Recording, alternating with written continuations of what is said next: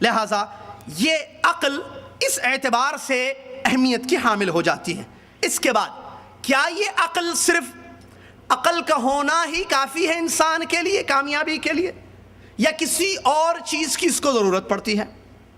کیا صرف عقل، جیسے کہ عقل اللہ تعالیٰ نے دے دی انسان کو، بس سننے کے لیے کان دیے، دیکھنے کے لیے آنکھیں دیں، سمجھنے کے لیے دل دیا، دل و دماغ اس کو عطا کیا سوچنے سمجھنے کے لیے، سوجھ بوجھ کے لیے، کافی ہے اس کے لیے؟ اب وہ کامیاب ہو جائے گا؟ ہرگز نہیں، جب تک کہ ایمان نہ ہو۔ اس عقل کو ایک چیز کی سخت ضرورت پڑتی ہے، ایک روشنی کی، جو اس کو راہ دکھائے کیا صحیح ہے اور کیا غلط، کیا حق ہے اور کیا باطل، کیا غلط ہے اور کیا صحیح، اور وہ ہے نور ایمان، ایمان کی روشنی۔ بندہ اگر ایمان لائے اور ایمان عقل کی رہنمائی کرتا ہے، ایمان عقل کی رہنمائی کرتی ہے، ایمان اور تصدیق اللہ پر، اللہ کی کتاب پر، اللہ کے رسولوں پر، پیغمبروں پر، اور جن جن چیزوں پر اللہ سبحانہ و تعالیٰ نے ایمان لانے کے لیے کہا ہے۔ تو اگر ایمان ہے عقل کے ساتھ، تب تو پھر عقل کی خیر ہے۔ سمجھ رہے ہیں بات کو؟ وہ ایمان اس کی عقل کو راستہ دکھاتا ہے، یہ کرو یہ صحیح ہے، یہ مت کرو یہ غلط ہے۔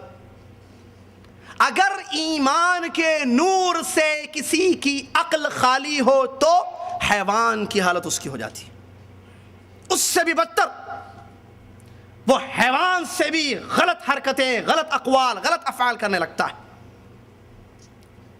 بدترین مخلوق کی شکل اختیار کر لیتا ہے۔ قرآن کی آیتوں میں اللہ تعالیٰ نے فرمایا لَهُمْ قُلُوبٌ لَا يَعْقِلُونَ بِهَا، قرآن کی آیت، اللہ تعالیٰ فرماتا ہے ان کے دل ہے لیکن وہ سمجھتے نہیں ہیں، ان کے کانیں ہیں لیکن وہ سنتے نہیں ہیں، ان کے پاس آنکھیں ہیں لیکن وہ دیکھتے نہیں ہیں۔ کن کے بارے میں؟ یہ کافروں کے بارے میں، ان انسانوں کے بارے میں، ان اشخاص کے بارے میں ہے، ان افراد کے بارے میں ہے جن کی زندگیوں میں ایمان نہیں ہے۔ آنکھ ہے، اللہ تعالیٰ کہہ رہا ہے آنکھیں ہیں لیکن دیکھتے نہیں ہیں، کان ہے لیکن سنتے نہیں ہیں، دل ہے لیکن سمجھتے نہیں ہیں۔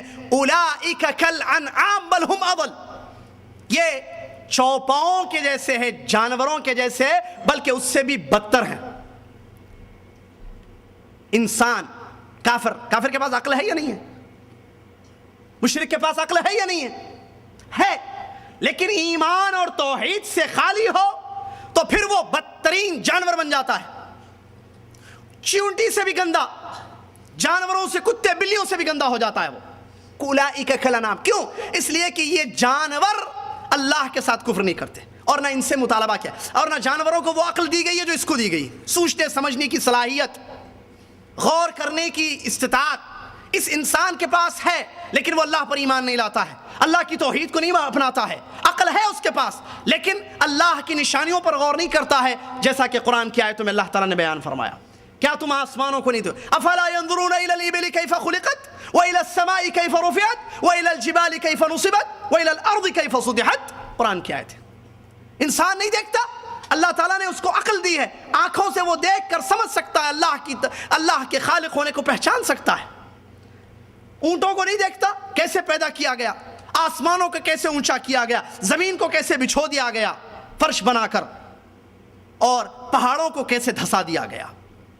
بلکہ قرآن نے کہا افلا وفی انفسکم افلا تبصرون، تم اپنے اندر دیکھو، اللہ کی نشانیاں موجود ہیں، غور نہیں کرتے تم لوگ۔ تو انسان کے پاس صرف عقل ہو کامیاب نہیں ہو سکتا ہے، اللہ کو راضی نہیں کر سکتا ہے۔ عقل کے ساتھ ایمان کی روشنی ضروری ہے، ایمان عقل کے ساتھ ہوگا تب اس کے لیے کامیابی ہے، ورنہ پھر وہ بدتر مخلوق بن جاتا ہے اور رذیل حرکتیں کرتا ہے، غیر اللہ کے سامنے جھک جاتا ہے۔ ایمان نہیں ہے، ایک اپنے جیسے انسان کے سامنے جھک جاتا ہے نا۔ یہ اور بات ہے کہ وہ نماز پڑھتا تھا یا نماز چھوڑتا تھا، یہ اور بات ہے کہ اس کی داڑھی نہیں تھی اس کی داڑھی تھی، اور وہ اس کو ولی اور بزرگ سمجھتا ہے۔ شرک کیوں کر رہا ہے؟ ایمان سے خالی ہے۔ تو یہ ایسی عقل صحیح نہیں ہے، بلکہ بدترین نعمت کا غلط استعمال ہے۔ اللہ تبارک و تعالیٰ انہی لوگوں کے بارے میں بیان فرماتا ہے، قرآن کی آیت ہے ان شر الدواب عند اللہ الصم البکم الذین لا یعقلون، اللہ تعالیٰ کے نزدیک بدترین زمین پر چلنے والوں میں سے، زمین پر رینگنے والی بہت ساری مخلوق ہے جس میں انسان بھی ہے، ان میں سب سے بدترین اگر کوئی ہے تو وہ ہے جو عقل نہیں رکھتا، مطلب ایمان نہیں لاتا، بہرا ہے، اندھا ہے، کان ہے لیکن بہرا ہے، آنکھیں ہیں لیکن پھر بھی اندھا ہے۔ یہ شرط دواب اللہ تعالیٰ نے فرمایا۔ اور ایسے ہی لوگ جو دنیا میں ایمان سے خالی رہتے ہیں، عقل ہوتی ہے لیکن ایمان نہیں ہے، کل قیامت کے دن افسوس کریں گے۔ اللہ تبارک و تعالیٰ سورہ ملک کی آیت میں ان کے بارے میں بیان فرماتا ہے، قالوا لو كنا نسمع او نعقل ما كنا في اصحاب السعير فاعترفوا بذنبهم فسحقا لاصحاب السعير۔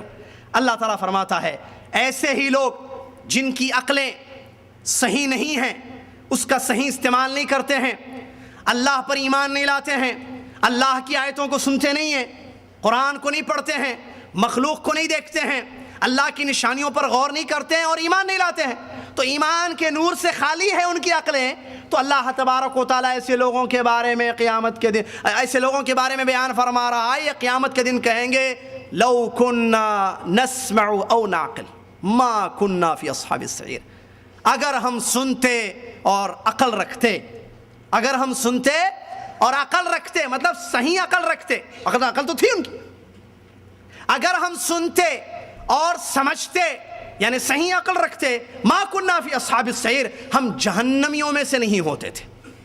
فاعترفوا بذنبهم فسحقا لاصحاب، اپنے گناہوں کا وہ لوگ اعتراف کریں گے قیامت کے دن، دوری ہو اصحاب جہیم کے لیے، دوری ہو ایسے جہنمیوں کے لیے۔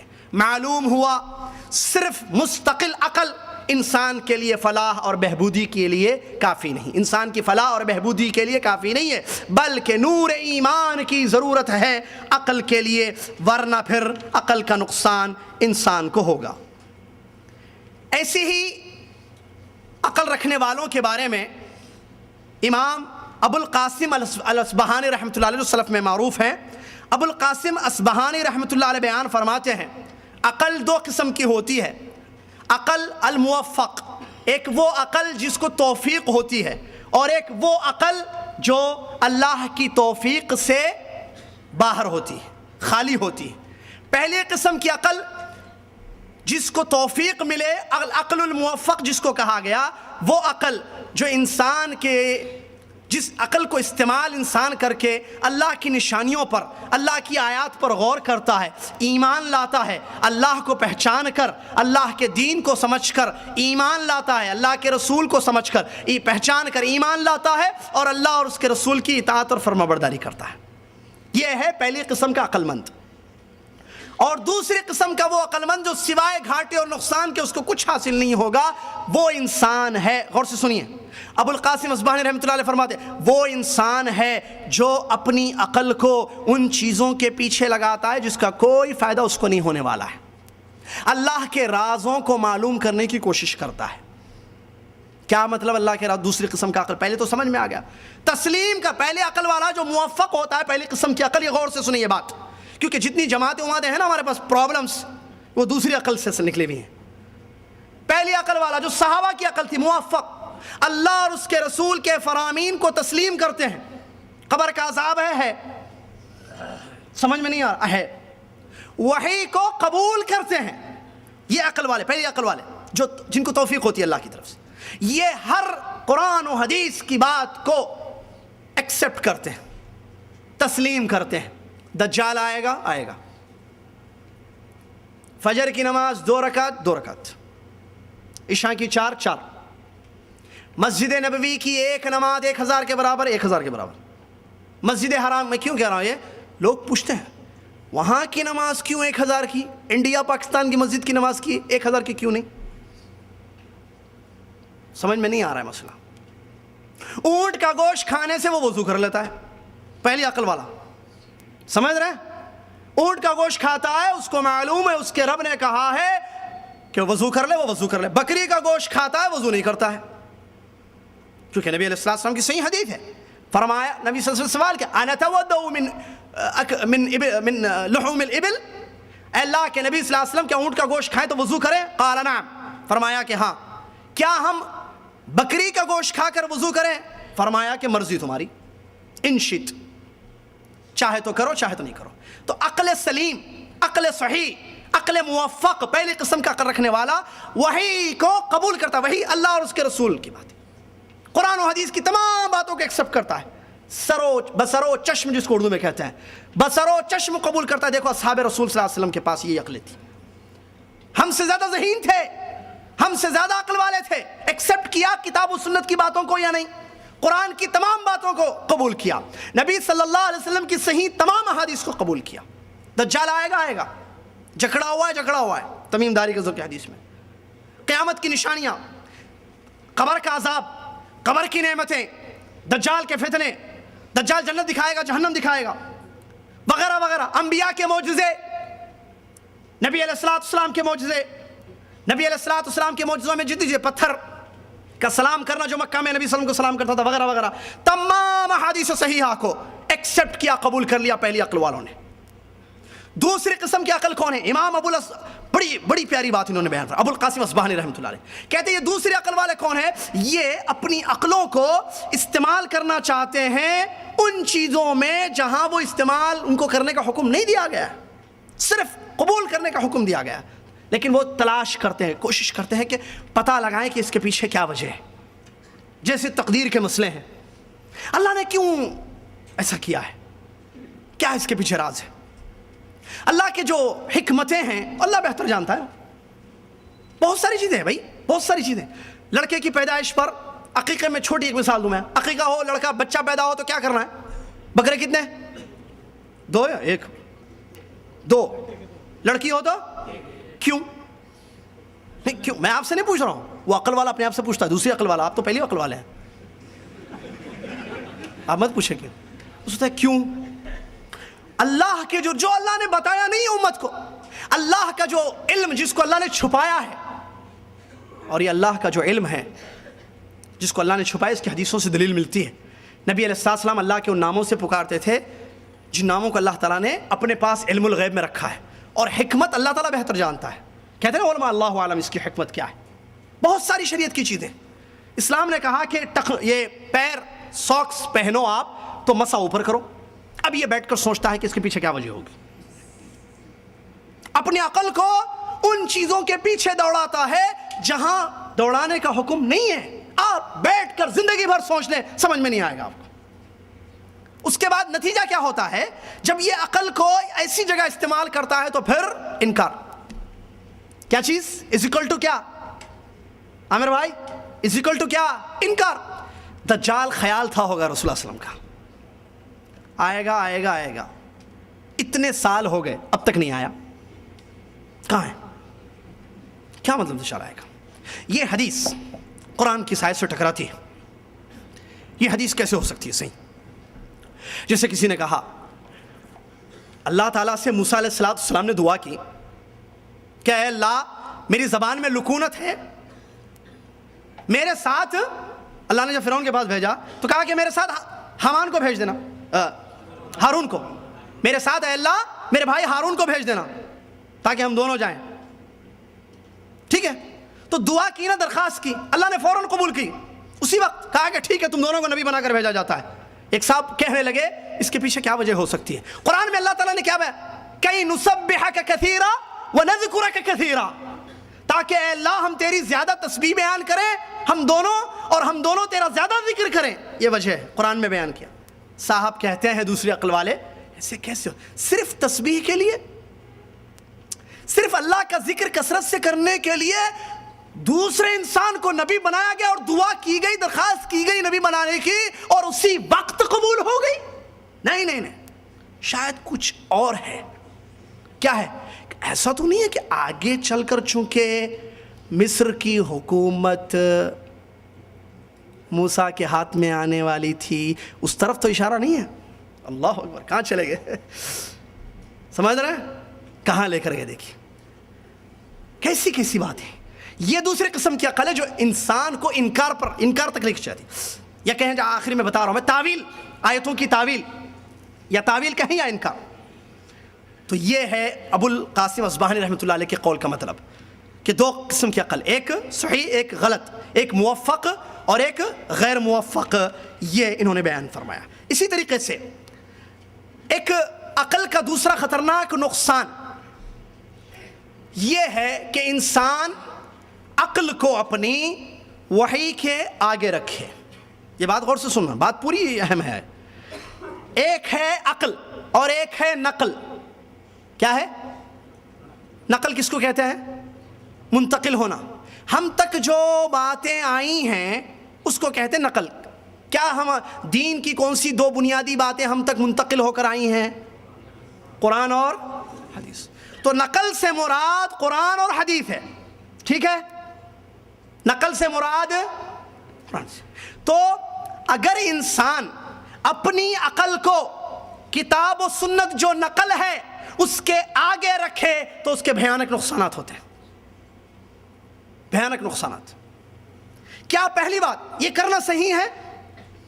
یاد رکھیں ایک بات، اہل علم نے اس بات کو بیان کیا ہے۔ آپ پڑھ لیں تاریخ اسلام کو، اسلامی تاریخ کو پڑھ لیں، صحابہ کے بعد کی زندگیوں کو چیک کر لیں، آپ کو معلوم ہوگا جو اہل الحدیث تھے، اہل الفہم، اہل الفقہ، سلف صالحین رحمہ اللہ، انہوں نے نقل کو عقل کے آگے رکھا۔ سمجھے کیا مطلب نقل کو آگے رکھا؟ قرآن و حدیث کو عقل سے آگے رکھا۔ مطلب کیا ہے اس کا؟ مطلب یہ ہے کہ ہر وہ بات جو کتاب و سنت میں آئی ہے، قرآن سے ثابت ہے، نبی محمد صلی اللہ علیہ وسلم کی احادیث سے ثابت ہے، صحیح احادیث سے، اس کو قبول کر لیا اگرچہ عقل میں وہ بات سمجھ میں نہ آئے۔ جیسے کہ اونٹ کے گوشت کھانے سے وضو کا ٹوٹنا وغیرہ، یا ساکس کے اوپر مسح کرنا وغیرہ، یہ بات سمجھ میں نہیں آتی ہے لیکن قبول کیا اس کو۔ کیوں؟ اس لیے کہ اسی میں کامیابی، یہی حکم ہے اللہ اور اس کے رسول کا۔ وحی کو لے لو، وحی کو، کتاب و سنت کی باتوں کو عقل کے آگے رکھو، کیونکہ عقل اتنی نہیں دی گئی ہے کہ قرآن و حدیث کی تمام باتوں کو آپ ایکسپٹ کریں۔ اور اس سلسلے میں علماء نے سمجھایا ہے مثال کو۔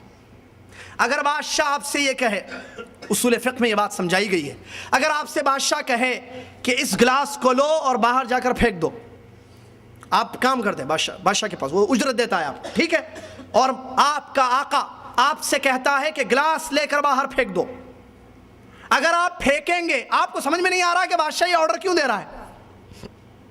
اگر آپ بادشاہ کی بات مان کر چپ چاپ اس پر عمل کریں گے، بادشاہ آپ کو انعام دے گا، خوش ہو جائے گا، آپ سے راضی ہو جائے گا، صحیح ہے؟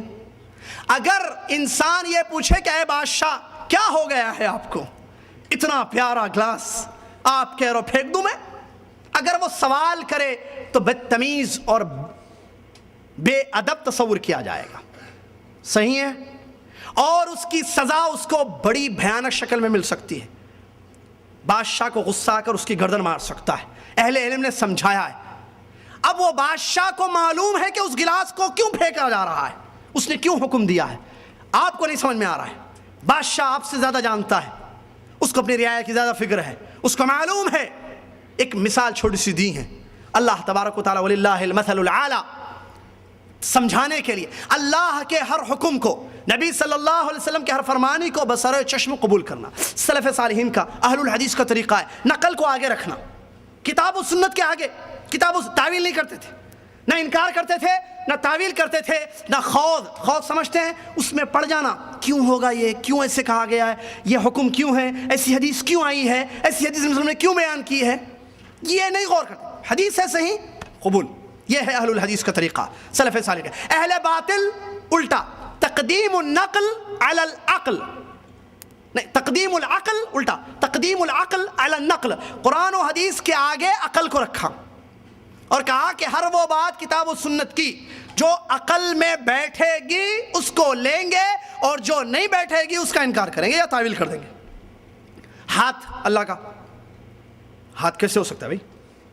کہا کہ عقل، سوچو، اللہ کا ہاتھ، اور قرآن نے کہا دو ہاتھ، بل یداہ مبسوطتان تبارک الذی بیدہ الملک، بابرکت ہے وہ ذات جس کے ہاتھ میں بادشاہت ہے۔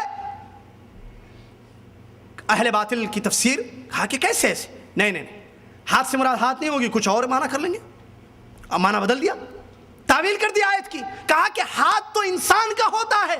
دیکھیے عقل، ہاتھ کے لیے باڈی کا ہونا ضروری، اور باڈی انسان کی ہوتی ہے، جسم جس میں روح ہوتی ہے، اور وہ جسم جس میں روح ہو وہ فنا ہونے والا ہے. اگر میں ہاتھ بولوں گا تو اس کا مطلب یہ ہے کہ اللہ کا جسم بولوں گا میں، اور جسم فنا ہونے والا ہے، تو گویا کہ میں اللہ کو فنا ہونے والا سمجھ رہا ہوں، جبکہ یہ کفر ہے.